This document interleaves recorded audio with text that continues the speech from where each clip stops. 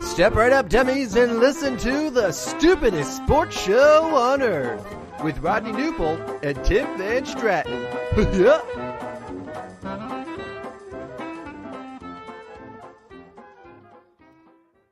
Hello, dummies. It's a good start where the first thing you do is immediately hit the wrong button. Instead of doing the 30-second countdown, instead we just do the intro, and apparently the show has started. I am Tim Ocho Cinco Van Stratton. With me is Rodney Newpol, who is no longer a primetime NFL expert, but is now an NBA expert. He is rebranded officially. But welcome to another edition of the stupidest sports show on earth.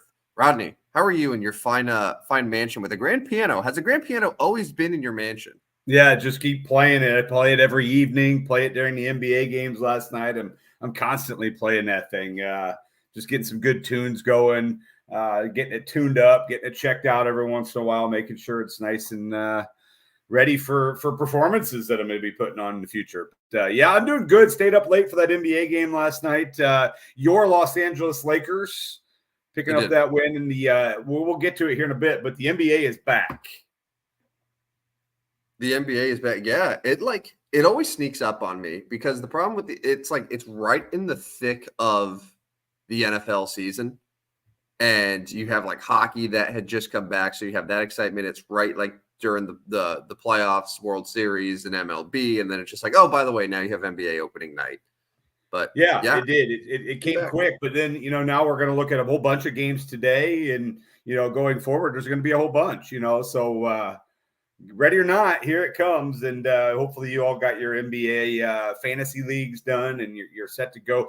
My proudest moment was drafting Joel Embiid and then seeing that he's going to sit.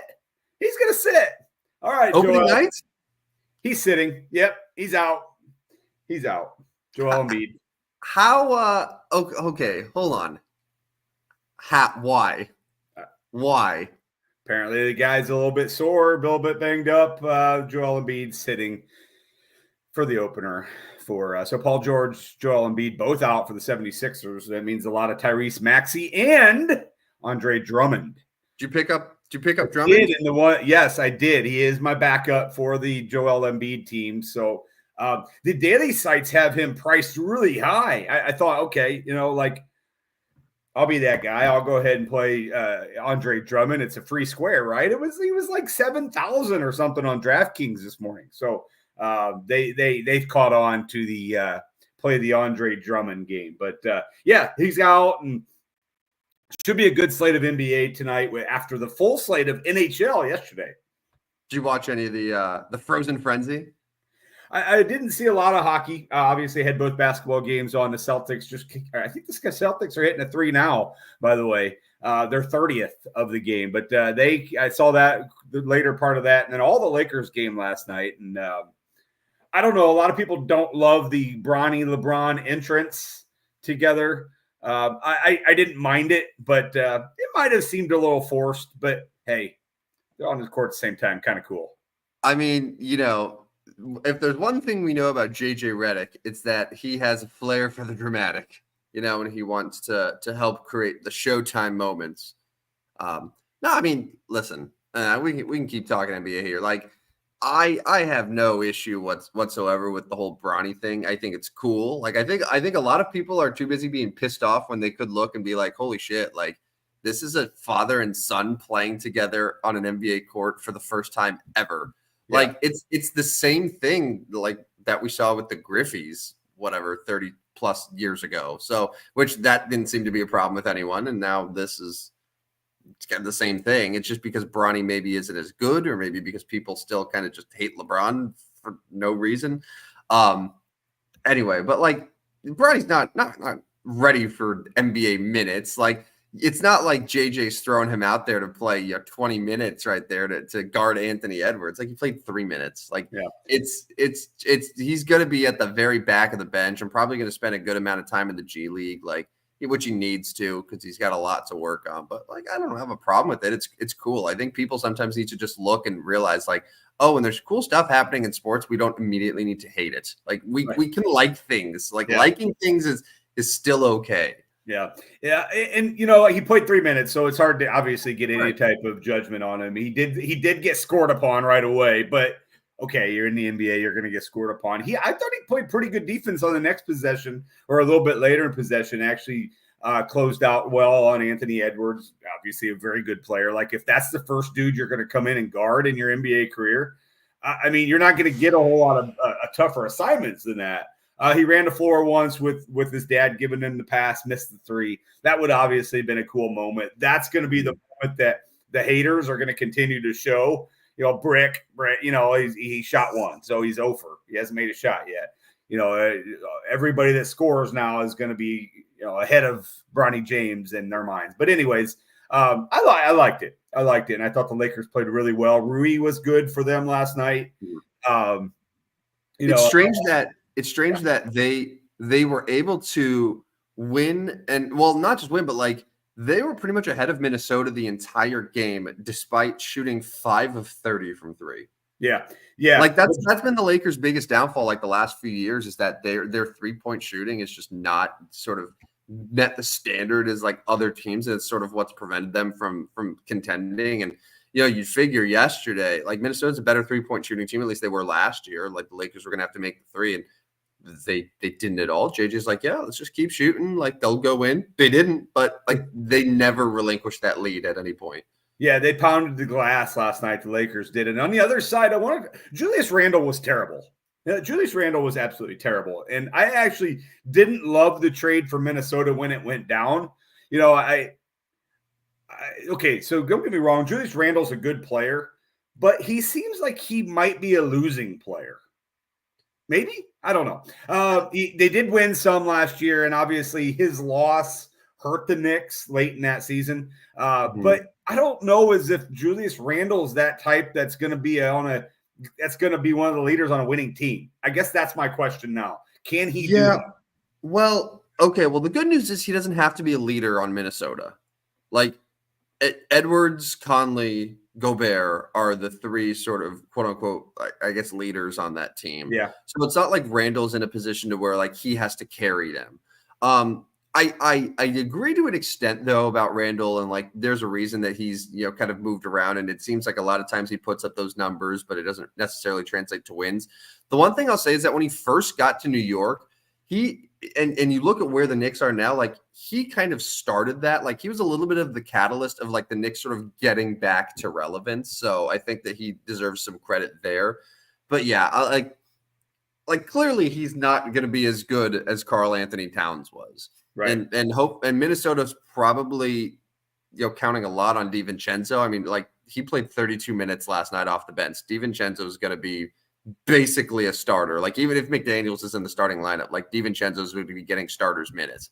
So I think he's really hoping that like that element is going to be a difference. And it could be like if he plays like he did in the postseason last year, absolutely. I think he's a really good player. But yeah, we'll see there, because my first instinct when the trade happened is like, wow, I think Minnesota actually did pretty well. But then a lot of NBA people, really smart NBA people that I trust, were like, this is a home run for the Knicks. Like Cat is exactly what they needed. And the only question with Cat on the other side is just like, is he tough enough? Like that's really the issue. It's like he's the big. He basically replaces Isaiah Hartenstein as their big, but also he could shoot over 40% from 3. Like he does exactly like what DiVincenzo and Hartenstein did in one package. It's just like, oh, is he tough enough to handle the Big Apple and MSG? Like that's it. And if that's your only question, like I guess you did pretty well in the trade.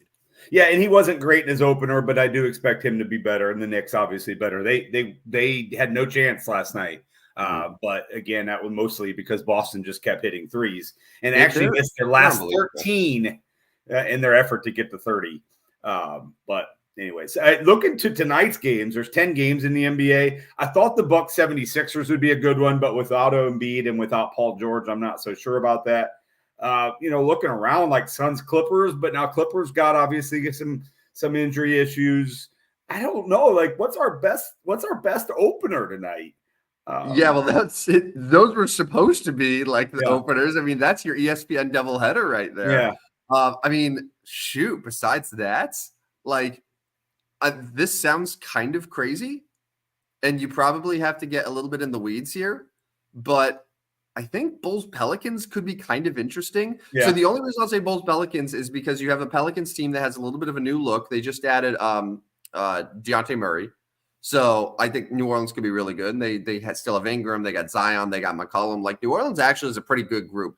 And then the Bulls side, it's Lonzo Ball's return to the NBA. It's playing his former team. Like there are some sort of storylines there that I'm interested by. So that's one that I think I would definitely just watch. I can't sit here and say that that's the NBA's premier game of the night, because I think still Bucks Sixers is going to be really strong. But like that's one that I'm looking forward to. So obviously disappointed yesterday, and then Zion Williams is actually game time decision as he has illness already.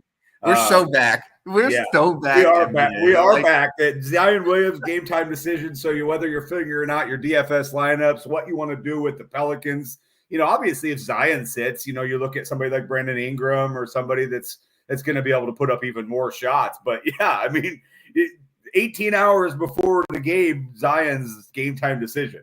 So we got Bulls Pelicans there. Actually, Pacers at Pistons may not be a terrible game as well. 235.5 is the total there. Yeah, well, if you remember last year, at least through the first couple months of the season, the Pacers offense, it was like every single game that the Pacers played in, it was both teams were scoring over 120. So that's probably going to be the shootout if you're trying to stack a game for DFS purposes. I like that we've now immediately that the NBA has come back, you and I have rebranded the show into just like, hey, let's talk NBA DFS. Like we both love it though. Like if you didn't know that about Rodney and I, like we love NBA DFS, especially like in the early stages of the season. There's just something about it. And like you throw on League Pass now, which by the way, $5 bet on FanDuel, free 3 months of NBA League Pass if you have not done so already. It is well worth it. But like it's nothing like throwing on League Pass and just live sweating these Pacers Pistons games because you've stacked 5 guys from them in your lineup. Like it's awesome. And I think Cade Cunningham's going to have a big season this year for Detroit. I'm curious to see what his season is. So that's kind of talking the NBA there. I'm excited for you to get back from assignment so we can get our lineups going again. That's you were out on assignment last night, so we couldn't have a show. We gotta do it today. So, anyways, I'm in Hawaii. Like spoiler alert, on assignment. Yeah, on assignment. Yeah, I'm covering the 1980s Showtime Lakers training camp. Here we go. Hey, we didn't even get to this part. Follow us on Twitter. Obviously, all the stuff you do at the beginning of the show. Stupid Sports Show, no W there. I do want to mention, I'm kind of taking your role here. I do want to mention we are still on Substack. We've started to come up with some subscribers there. We're trying to post every day our picks, as long as Tim remembers. Sometimes he one time.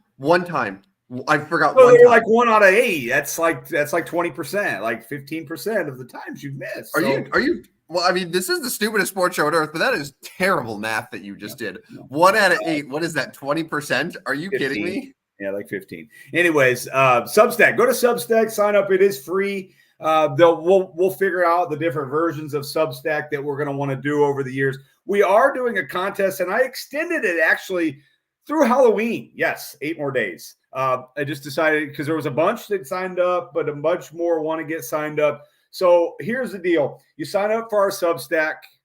Go to Substack, Stupid Sports Show. Sign up for it. You're in the drawing at the end of October for a free jersey. Just be a random draw for anybody that signed up between the time we started it and the end of Halloween on the 31st of October. So get yourself signed up for our Substack. Get our picks in there. We both had good days yesterday. I think we both went up about 2 units yesterday.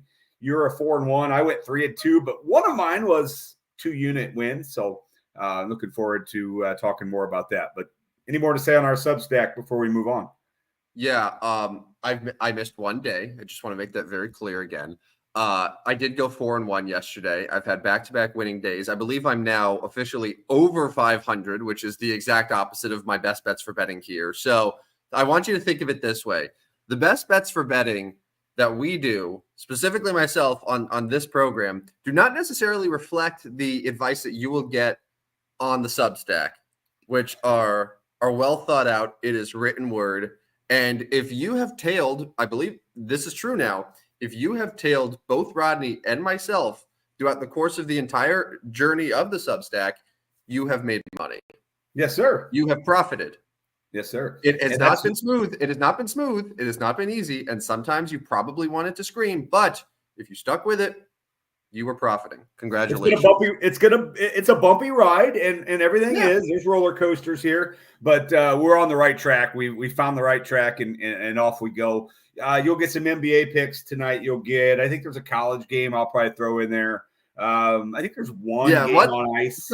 So I have a question, and I don't want to question your expertise at all, because I do, and genuinely I say this, you probably know the most about sports, just period, of anyone that I've met. Okay. And that's a compliment. All right. So when you put a bet down on Sam Houston State versus FIU, what's the research process there? Because and if it's you legitimately know about these teams, then that just hammers my point even more. But I want to know, how do you approach those types of games? Yeah, a lot of previous results, a lot of obviously looking at how they've played recently, how they played in the past. But something like Sam Houston State, which did not cover last night, but they did win the game. They're 6-2 now. They went to a pretty poor Florida International team who is now 2-6. I did not expect 10-7. That line was 5. I expected something like 21-10, 21-14 to cover that spread, and it got 10-7. But I look at results of this year, look at past results, look at obviously injuries, if anybody's out, anybody's playing well, comparisons, things like that. But it didn't work out for me. I've actually gotten burnt by Sam Houston State 2 weeks in a row now. They're on my list of no more betting on this year. You burned me twice. Shame on you. It's kind of like the New York Jets, done with them. But yeah, just and you know me, I'm not a huge researcher. I'm taking a look. I'm looking. What do I look? What do I like? What's been going on? And making the bet tonight. Liberty 6-0, 5-0 at Kennesaw State 0-6. The line is 25.5. I'm taking Liberty. Kennesaw State just scored 5 points in their game against Middle Tennessee last game. They're no good. Liberty did not play well in their last game, so we'll see. I think they're going to bounce back. But anyway, and then there's a second game tonight. It is Middle Tennessee and Jacksonville State. Two thrillers tonight. Rodney, you gotta stop selling me on these great college football games here on a Wednesday night, man. Yeah. So we'll be watching the NBA tonight. Syracuse-Pittsburgh tomorrow, though. But let's get to the last week, huh? The college football pretty good. Yes. You want to start college or NFL here? Because we'll go college. So the two big sort of must-watch games were kind of duds, huh? Yeah. You look around college football last week, and obviously you thought you were going to get a whole bunch of good games, and you got some, but yes, they're kind of duds. And it kind of started with actually Virginia Clemson in the morning. I thought was one of the better games of the day. It is pretty close throughout. Started with that. It started with Miami Louisville, and you thought, okay, we're off and running. We're gonna have a real good action here.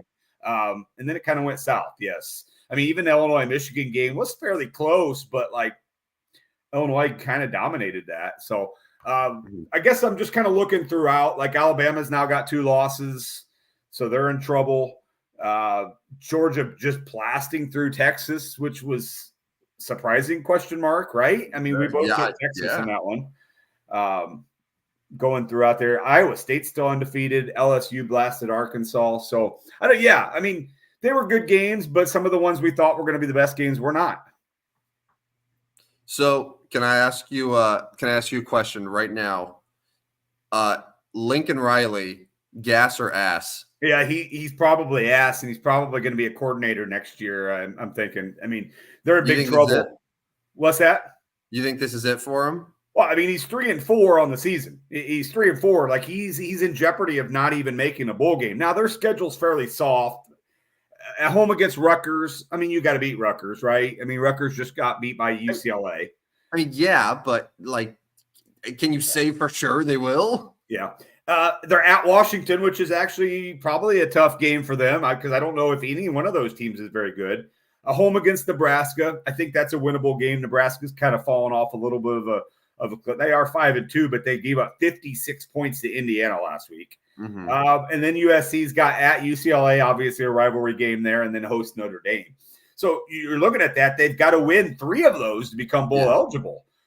Even at 6-6 for the Trojans, like I'm not so sure the Trojans want to bring him back at 6-6. Like we don't do that here at USC, right? I mean, I don't know. Like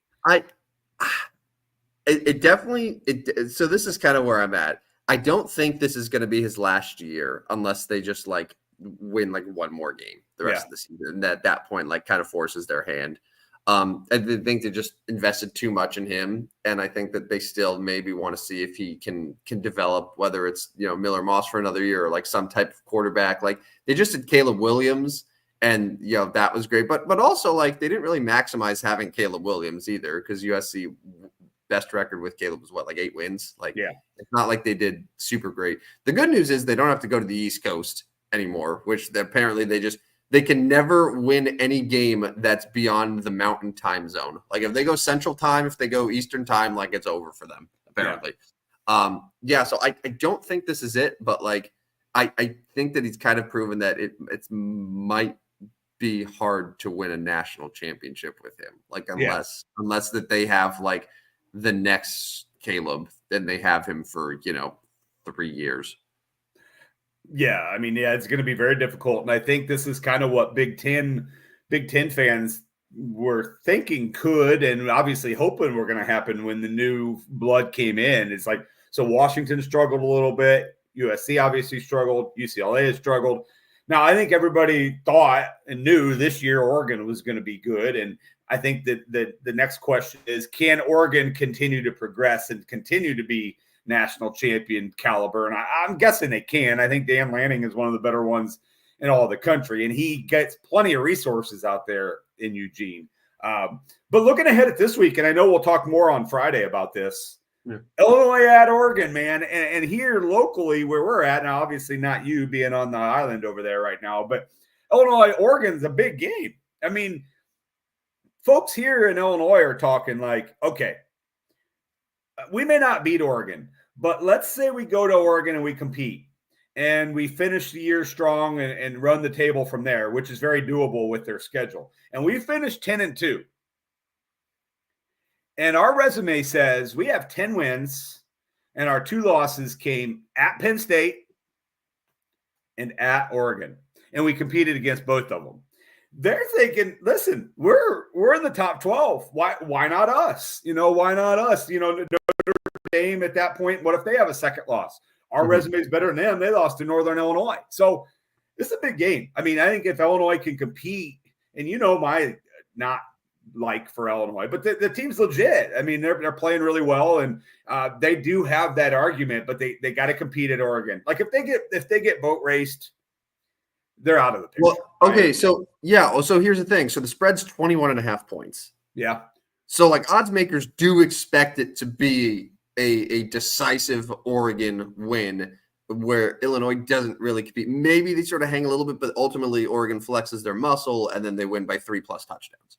So like what sort of is the margin of victory where you look and say, man, Illinois really competed there, knowing that like they can lose by 20 points and still cover, Yeah, so it's like, but I don't think Illinois fans would be inspired if they lost the game 40-20. Yeah. So what's the number for you? I think you stay. I think you stay 2 scores or less. Like okay, late in the game, you're at 2 scores. Maybe you have the ball. You maybe don't get it done. Something. You're within 2 scores. And that's so hard because like, what is the magic number? There is no magic number, right? But yes, I think you're right. Like covering that spread is at 20 is not really the answer, but covering the spread at let's say 31-21. Yeah, you probably played a pretty good game against Oregon. 38-28, you played a pretty good game against Oregon. So obviously, if you keep it in single digits, I think yes, we have competed with Oregon. That's a tough question because, like again, there is no magic number. I think Illinois fans would like to see a 4-quarter competitive game where it's like, okay, if we score here, Yeah. you know, and get a stop and get the ball back, and it really stops at that. There's no more like, and then get an onside kick and then another one. And, you know, it's like, okay, score here and we're within the possession. I think that's probably a good way to look at it. Going into the fourth quarter with a chance to win. Yeah. Doesn't necessarily be like we are winning or we're tied or like, oh, we're only down there. Like, just like there's a reasonable chance to actually win this game. Going into the fourth quarter, I think would be like that. I'd count that as a win. I agree.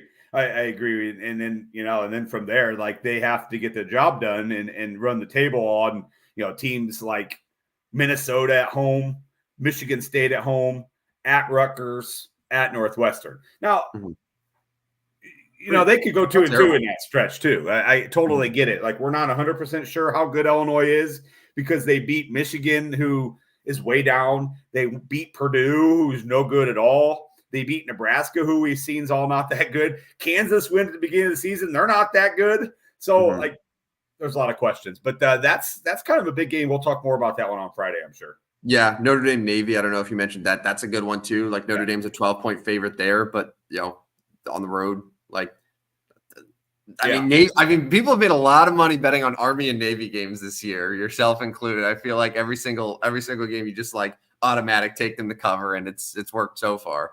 Yeah, no, they've been good. And I'm curious how Navy will do at home in that one. I do think they'll cover. I really do at 12 points. I'm not sure Notre Dame's dominant.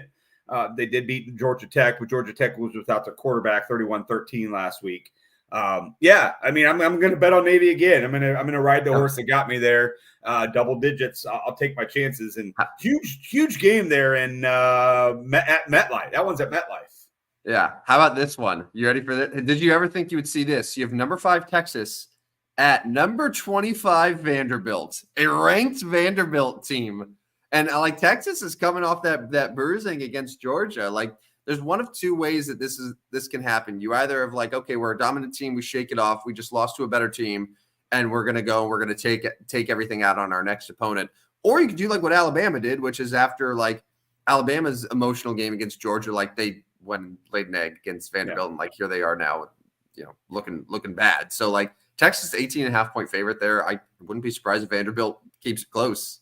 No, for sure. And that's, you know, obviously this is the better team on the road, whereas the Illinois game is the better team at home. But this is a similar situation, Illinois, Oregon, Texas, Vanderbilt, where you've got a high-ranked team against the bottom of the top 25, and the spread is really high. I mean, that's 18.5 points is a lot of points. You know, we got to get Texas back to where they were pre-Georgia, and I mean, I'm guessing it's going to be a little tough to rebound after getting that bruising that you called it, because Georgia, maybe they are the Lions of the NFL, where like you play them and they just bruise you, and you know the next week we'll see. But I'd be careful. I would definitely be careful betting on Texas in this one. 18.5 points, a lot of points. I mean, shoot, they win 38-21 and they still don't cover the spread.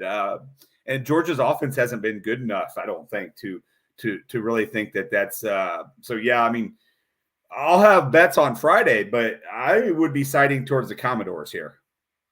Well, speaking of Lions of the NFL, let's move to the NFL, and let's start with that Lions game. That Lions-Vikings game was like easily the best game of the Sunday slate. I think it really delivered on sort of the expectations that everyone had there. The Lions ended up winning late with a field goal, but like I gotta say, man, and I lost this one. Like I thought the Vikings were going to win. I took them, and that's fine. But the way that the Vikings went up, but then the Lions looked like they were going to run away with it. The fact that the Vikings actually like made that a game again and then took the lead and almost had a chance to win. Like the Vikings, like they showed a lot to me.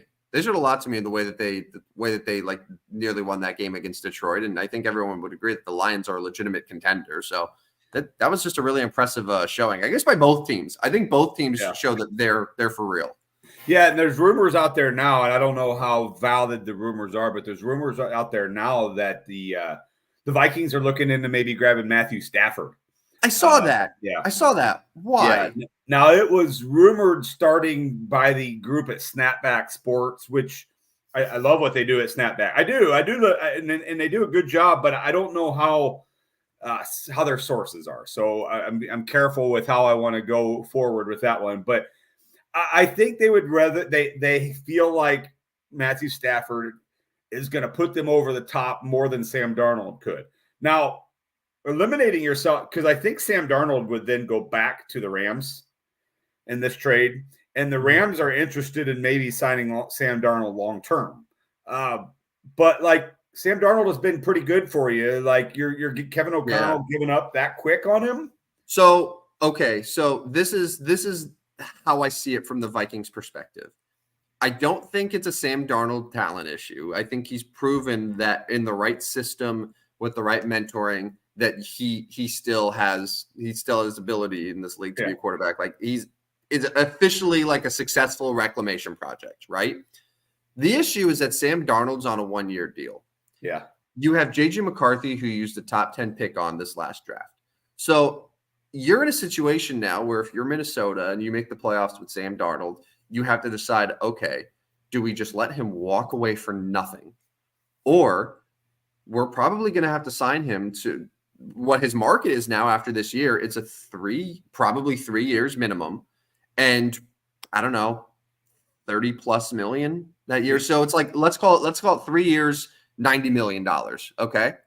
And that's probably maybe even a little bit lower just based on what all quarterbacks get. I mean, it seems like every quarterback now, when they sign a contract, is like 40 million plus, but let's go conservative and say 3 years, 30 plus million. So do you sign Sam Darnold to that deal and you commit to him and you basically are like, all right, well, we wasted that JJ McCarthy pick. Now we got to trade JJ McCarthy for nothing. Yeah.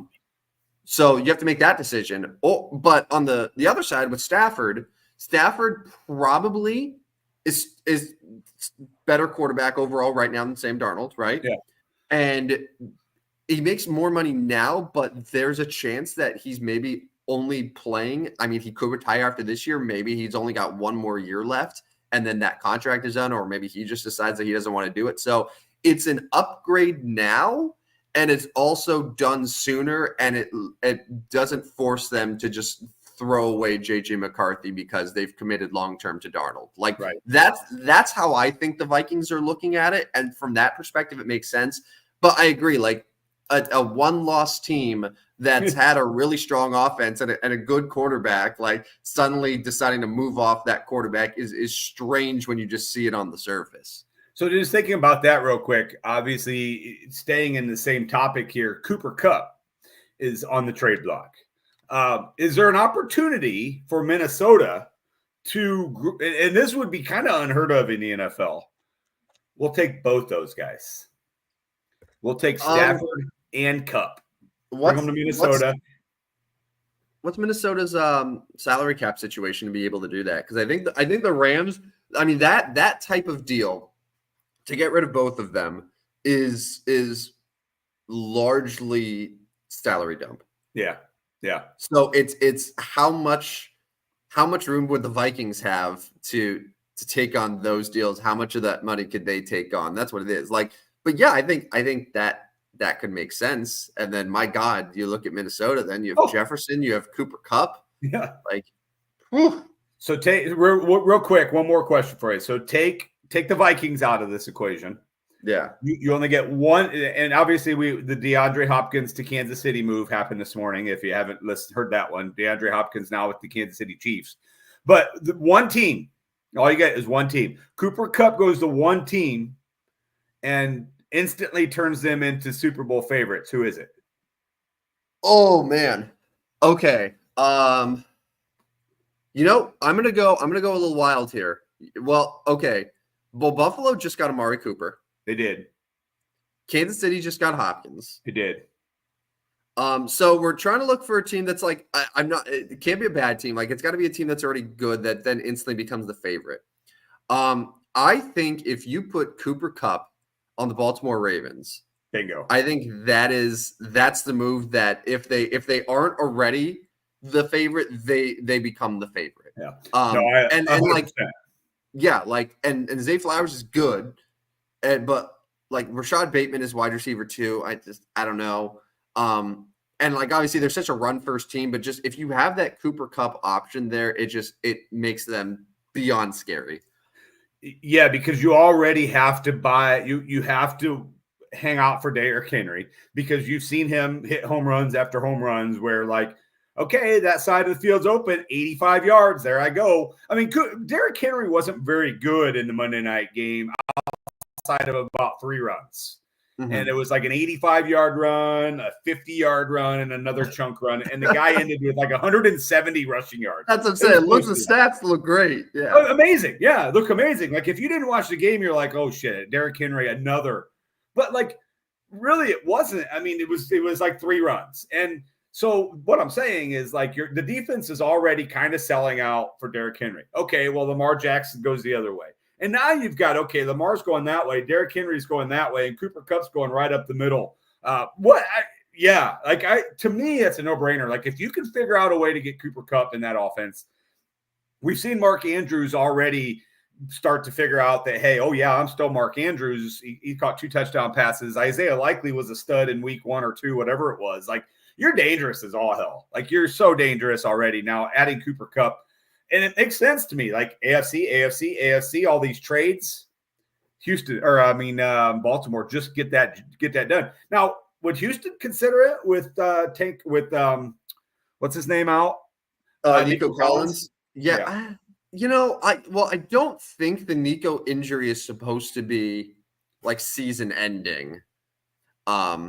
And I don't think and Cooper Kupp's deal isn't necessarily like a rental either. Like it's not like he's a free agent at the end of this year. So then if you're Houston, you're going in with 4 of those receivers. You clearly have to like move off one of them at the end of the year. Yeah. So I don't really think Houston would necessarily need Cooper Kupp. I think that they're doing fine with like Diggs and Dell. And then when Nico comes back, that'll obviously be huge for them.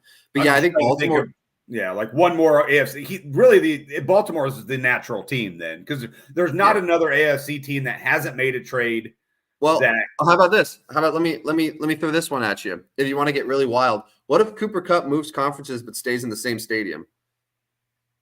I don't think the Chargers are interested, right? Like, I don't know if they are, but like Justin Herbert's good. Yeah. Like Jim Harbaugh is going to turn that thing around, and they already look so much more competitive than they did it like at any point with Brandon Staley. So like you have him, you have McConkey, you have Dobbins in the backfield. It instantly gives them a top receiver here. Like I'm just trying to think of like any team that like it could make sense. I almost feel like the Chargers, and I'm not saying that they're not trying to. I almost feel like the Chargers are content just being where they're at this year and like building and maybe still getting a decent pick because they finish 8 and 9. I mean, 8. That's still not a decent pick, but like they know they're not quite. But you're right though. Cooper Kupp wouldn't be a short-term solution, be a long-term solution. So maybe if that was there for them, yes, this is a guy we'd like to build on. But I just look at the Chargers as like we are getting better, but we're not quite ready to go out there and show that we're ready to compete for a Super Bowl because they're not. I mean, they're not ready to win a Super Bowl yet. No.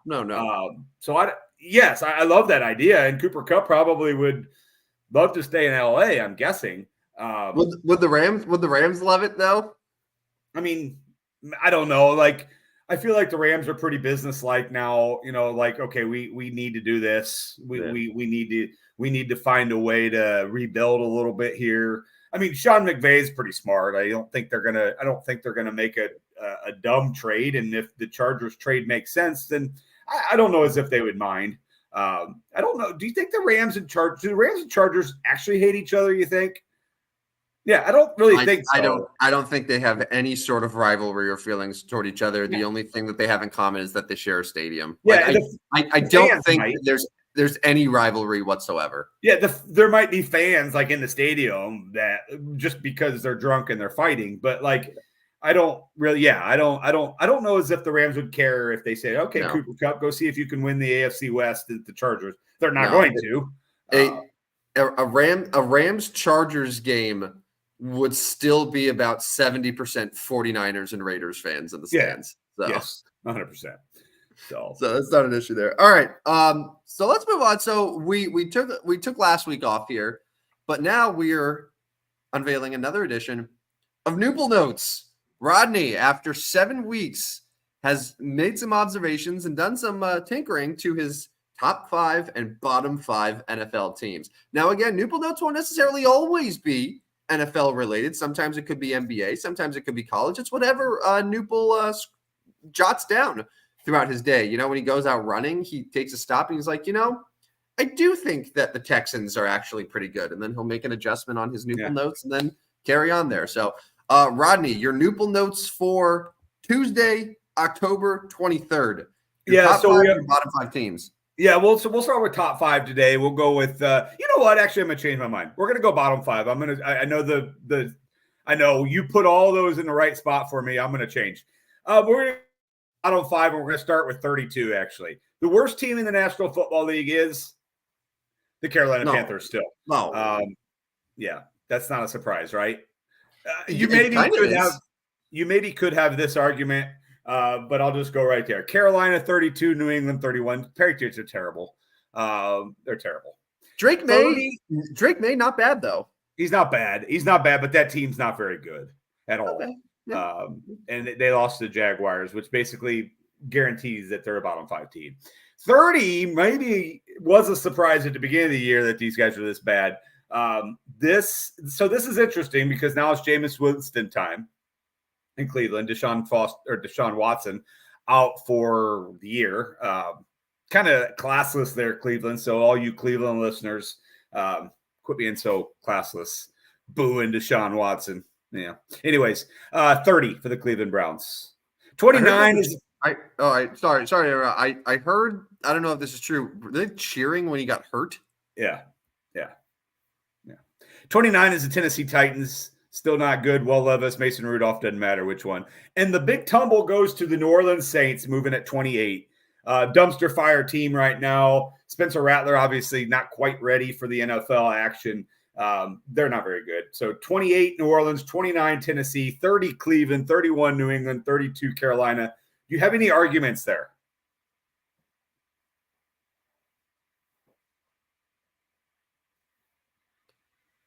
Yeah, the Jacksonville Jaguars, maybe? Yeah, 27. 27. 27. Okay, good. All right.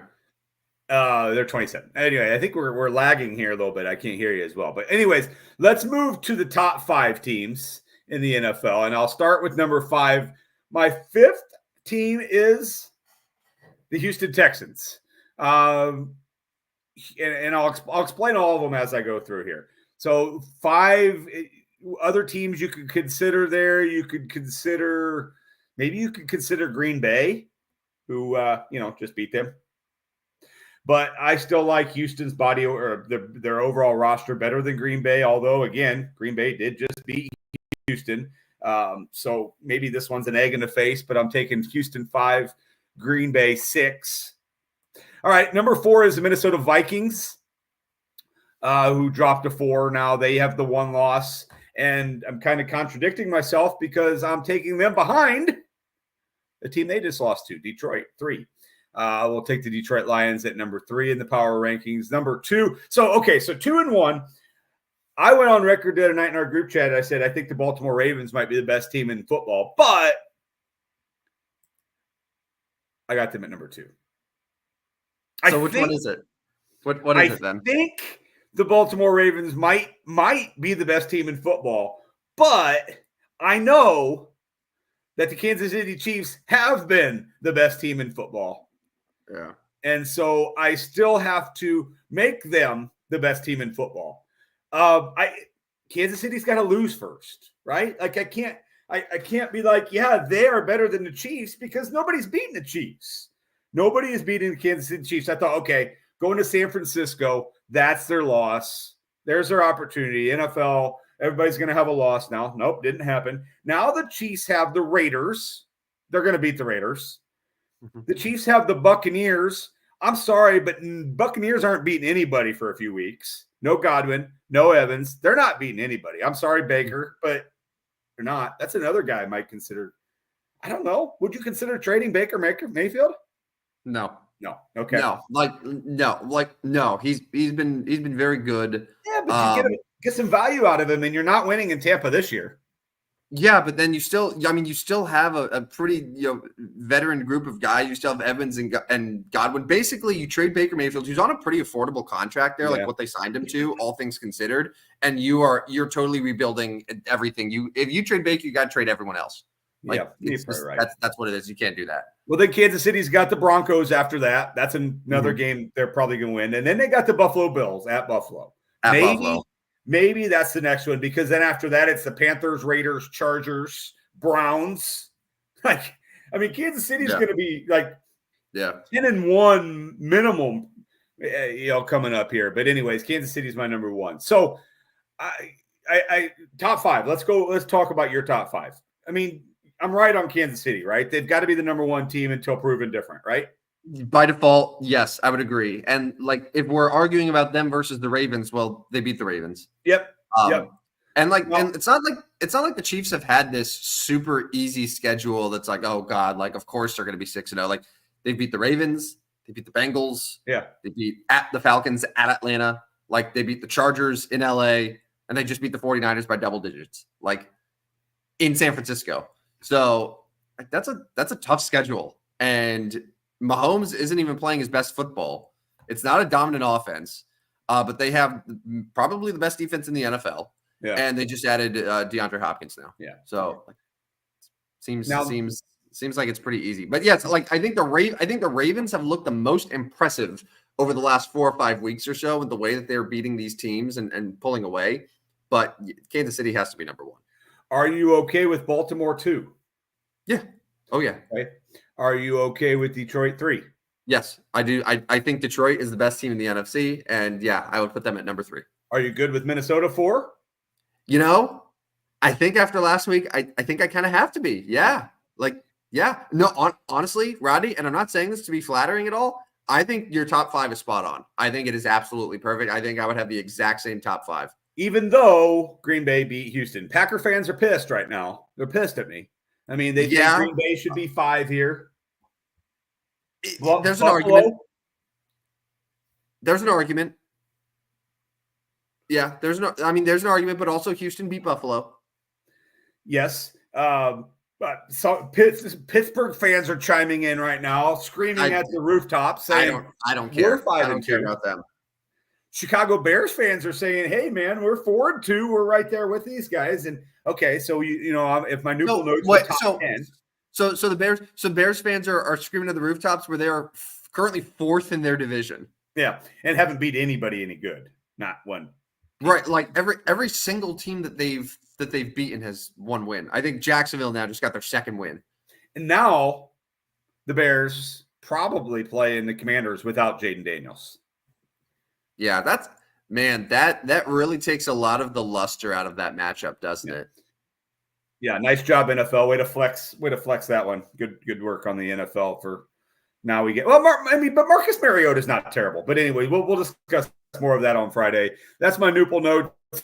32 Carolina, 31 New England, 30 Cleveland, 29 Tennessee, 28 New Orleans, and then the top 5: Houston, Minnesota, Detroit, Baltimore, and the Kansas City Chiefs. That is Newport notes for Wednesday, October 23rd. A little Wednesday edition of Newport notes. I love it, man. Good job. Good notes. Good strong connotes right there. All right. Let's do a quick recap of our best bets for betting. Again, so we have best bets that we do now every single day on Substack. So if the once a week best bets don't quite give you enough, make sure to subscribe to the Substack at Stupid Sports Show, and you can get a newsletter with picks every single day. Certainly from Rodney, and then maybe once every 8 days or so, I forget. But the rest of them, I'm in. And I promise again, these best bets are not a reflection of what you will get on the Substack, and you will understand why very, very soon. Yeah. All right. And Tim gives some pretty good analysis when he gives his pick. He talks. He gives some good numbers. I do not. I do not. I give my pick, and I'm like, yeah, I think this team's going to win. The best one that you had was ahead of Game 5 of the NLCS, where you took the Dodgers and your analysis was just see a Mets, and then the Mets proceeded to win comfortably. Yeah. Yeah. Anyways. Anyway, all right. This one was a sweat. Now I won this one. I ended up getting Missouri on Saturday at 3.5. But you had them at 4 on Friday, so we have to call this one a push here. But Missouri with a come from behind win. I think they ended up scoring about 35, 37 seconds left to win this game. But they won it by exactly 4 points. So this is a push for you. But there's probably a little bit of sweat here, especially after you went on Twitter and said that Missouri was a mega max whale unit, 100-unit play or whatever. If you got it at 3.5, it was easy money. Yeah. I mean, like a mega whale max play is probably one that cashes, a little bit earlier than like the last 40 seconds of the game to barely cover. Mega whale max 100-unit. Yeah. Anyways, good job, Tigers. You're up. What's yours? Oh, yeah. All right. So this was my reasoning. Tennessee just hasn't been very good the last few weeks, and I was like, the one thing that they were relying on, that offense is gone, and they didn't really even score against Alabama. It's just Alabama, I think, is broken. I think that's just that's reality. It's like 3 straight weeks now of bad football there for the Crimson Tide. So see ya, Bama, see ya, Tide. Yeah. My one, I love the Black Knights. Of Army. Now, this is interesting on the other side, because if you waited a little bit, this moved to 17, and which is what the final score came at. And okay, so yes, it did finish at 17. Army was ahead by quite a bit throughout this game. Yeah. East Carolina came back a little bit, but at 16.5, I'm a winner. I took this one, got it right. I mean, my college games were really close this week. A push and a cover by a half point. So there's a W for me. My college games were not close this week. I and thousands and millions of other bettors thought Texas was going to win this game and cover. And it probably took about 2 minutes to realize, oh, yeah, Texas ain't winning this game. And sure enough, that's what happened. Georgia dominated. Not much else needs to be said there. Good on the Bulldogs, though. Good effort from them. I mean, if you're watching, you can read this one. Eagles minus 3.5 at the Giants. Yes, the Eagles started slow. They haven't scored in the first quarter yet this year. Not worried about it, because Nick Sirianni, being the wonderful leader he is, rallied the troops, got Saquon Barkley going. Eagles minus 3.5. Easy cover. Do you want you probably have seen this at this point, Rodney, on Twitter or wherever, but do you know the last time Daniel Jones has scored a touchdown, whether rushing or passing, at MetLife Stadium? His home stadium. It's been a while. It is January 1st, 2023. Oof. That was week 17 of the 2022 season against the Colts, a game that the Giants won and clinched a playoff spot. That was the last time that he recorded a touchdown. Since then, he's played 6 home games. He has 0 touchdowns, 8 interceptions. It's bad. It's bad. Bad is one way to put it. And Rodney, you know what? I'm going to go out on a limb. I don't know what the spread is for their Monday night game against the Steelers. Obviously, I know you're going to take Pittsburgh there, whatever the spread is. That is not in doubt. I don't see the Giants scoring more than 6 points. Yeah, it's not going to go well. They will not score more than 6 points against the Steelers on Monday. That's my best bet. Whatever the odds are there, that's my mega whale max unit play. Steelers are minus 6.5, and it's 36.5 is the total. Steelers under, or Giants team under, all of it. Just all right. All of it. Run it. All right. Another loss, but like a loss I feel good about. Lions, man, the Vikings almost made it happen here. Well, actually, no, they would have won. They would have won by 1 point, so I still would have lost. Yeah. But it was a good effort, good attempt. Went bold here, but it is what it is. My last one was my loss. What can I say? 49ers minus 1.5. Didn't win the game by 1. Didn't win the game at all. Actually got killed, kind of. Kansas City beat them. I lost. Moving on. Ironically, on Sunday, I said, I know I had the Colts in best bets for betting, But I don't know if I'm actually going to play it because I was like second guessing my own analysis on Friday, which is like, how are the Colts not bigger favorites here? The Dolphins are terrible. But I was like, this is exactly a game that the Colts would lose. Sure enough, though, Friday me was correct, and the Colts ended up winning and covering. So I didn't go winless this week, which is nice. So now Rodney's sitting at 16, 13, and 2. He's making everyone inexplicably wealthy. I am actively costing people their marriages, their homes, just all these things. Again, though, and I can't stress this enough, the Substack, we're both profiting. We're making you money. That is where the real analysis is. Don't be fooled by the best bets for betting. Don't do it. Yeah, well, there we go. That's all I got here. This is probably bad preparation on our part. You don't happen to have a Barry Bonds stat, do you? I kind of do. I'll throw one out here for you. So we've talked about all the amazing things Barry Bonds has done, but what I find very interesting in this day and age with MLB players is, so he started at the age of 21 in 1986. And he played all the way to 42 in 2007. It's kind of, LeBron James-esque career where he stayed in the league a long time. Now, in MLB, we always see guys that'll miss a big chunk of games one season or the other. Barry Bonds went from the 1986 season all the way to 2004 season playing 100-plus games. And I know that is the stat of the day today. So that would be a 18-year span of 100-plus games. We're not finding that hardly at all anymore. Now, it's not the NBA where they're purposely sitting out games. Just injuries occur. They put them on the 10-day, a lot easier. They'll sit out a game or two, and they're going to play less than 100 games every 3 or 4 years. It just happens. So Barry Bonds, 1986 all the way to 2004, won 100-plus games. In fact, his lowest was 113 his rookie year. 1 year he went 112, but that was 94, but that was your strike year, right? So a little bit less there. And then even his final 2 years, 130 and 126 games. So the guy played. I mean, as amazing as the stats were, the dude played. And that's kind of, to me, that's greatness in itself, is like your ability to play. And played his entire career in the National League pre-DH. So all those games that he had late in his career in his 40s, when now in today's day and age, he would be a designated hitter. Probably, I would imagine Barry Bonds would probably have been a designated hitter for the better part of his last 10 years in the league if he played like today. But he was in left field. Maybe it wasn't good fielding, but he was out there in the field. So like that makes it even more impressive. He did not have the benefit of the DH that every team does now. So no.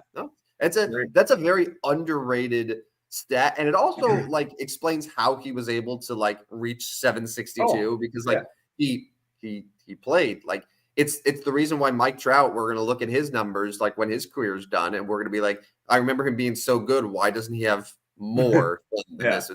And it's because the last 5 years he hasn't played. So and that's a good stat. I'm curious to see kind of how Shohei and even Judge, as their career goes on, how much they play. But like Shohei's going to be a DH, and he's shown even if he can't pitch, he's going to hit. And Judge, whenever he gets to that point where he's not the viable center fielder anymore, Stanton will probably be gone at that point, and then so that's what I'm saying. Like he can just like exclusively hit and then extend his career, and that's the reason why like guys like Nelson Cruz could play into their 40s and Big Papi into his 40s and like all these other DHs. Like Barry couldn't do that. He was 42 years old slugging while being the everyday left fielder at the same time. Crazy. So there's your Barry Bonds stat of the day. Woo! Good stat. All right. Well, that wraps it up. A reminder that you can follow the show at Stupid Sports Show on Twitter, no W. It is the same handle for our Substack. Rodney has graciously extended the contest through Halloween. So you have now through the end of the spookiest night of the year to sign up for the Substack. And then afterwards, anyone who subscribes will be entered in a drawing to win the jersey of their choice. It should be, it would be a really funny contest. I'm sure it would definitely hurt our numbers here. If not only do you draw a random person to win, but that person gets a random jersey. Oh, here we there would be quite a few people interested in that, though. They like the random. Why do I have a Latrell Sprewell Timberwolves jersey? I did not order this. I did not want this. That would be interesting, but there would be people interested in what they got, though. Like that would be kind of fun, right? The awareness, the what am I getting? What am I getting? They wait until they arrive that day, and oh man, it's Todd Zeal. It's Todd Zeal, New York. Be like, oh, awesome, Matt Flynn Seahawks jersey, great, hooray! Maybe we might. That's a good idea. I might do that and see kind of interesting. Well, okay. Well, I think it might be too late for this because people. No, but like I think that maybe like an April Fool's Day contest that we do, and it's like. So I'm just spitballing here. Normally this is reserved for the production meetings that we have, but this is behind the scenes. Perhaps like leading up to April Fool's, it's the start of baseball. You sign up for whatever, and then like April Fool's, you get selected, and then you get like a random baseball jersey, just like whatever jersey we can think of. You have no idea what it is, and like that's what you get. That's what you get. Yeah, just tell us the size. Like tell us the size, and then we'll handle everything else. That's awesome. That's awesome. That's a good idea. I'll put that in my notes right now. Good. Yeah, these are the off-show Newple notes. Yeah. Perfect. All right, well, that does it for the Stupidest Sports Show. I wish I could go back to bed. It's 4 a.m. here, but I got to start work. Like I got to do stuff now. This is what it is. But no, I feel good. I feel reinvigorated hearing Rodney's Newple notes, talking some NBA DFS. In case you didn't hear, we've rebranded. We're an NBA DFS show now. Yes. So this is what we do. But if you missed any of the show or any of the previous shows, you could always go back and listen. We're on Spotify, Apple, iHeart, all the places you get your podcasts. We'll be back. I know that we had to change the times up a little bit, but we will be back same time Friday for our normal Friday 8 a.m. show. So stick around there. We'll have best bets for betting. We'll talk NFL, college football, NBA, like World Series. World Series starts Friday, so we'll have some World Series preview stuff. Yankees, Dodgers. Finally, everyone got what supposedly, I guess, we all wanted, even though it seems like no one wanted it. But the media tells us that we want Yankees, Dodgers. I don't know. But should be a fun one. And also, again, just reminder, make sure to contact Rodney or myself if you have interest in sponsoring any of the segments, any of the conversations, even just the show itself. Reach out to us and we can definitely help you out with that. So, Rodney, does that about cover it? Did I do good wrapping things up there? That's good work. Enjoy the island and bring that weather back here. Actually, it's pretty beautiful here, but bring the weather back and looking forward to Friday morning. A lot to talk about. Busy time of sports. That sports equinox, I believe, is Monday. World Series is Friday, Saturday, Monday, Tuesday, Wednesday. You'll have Monday Night Football. You'll have NBA. You'll have NHL. Beautiful. That'll be fun. All right. Well, that does it for the Stupidest Sports Show on Earth. All right. See you, everyone. See ya. Step right up, dummies, and listen to the Stupidest Sports Show on Earth with Rodney Newple and Tim Van Stratton. Yeah.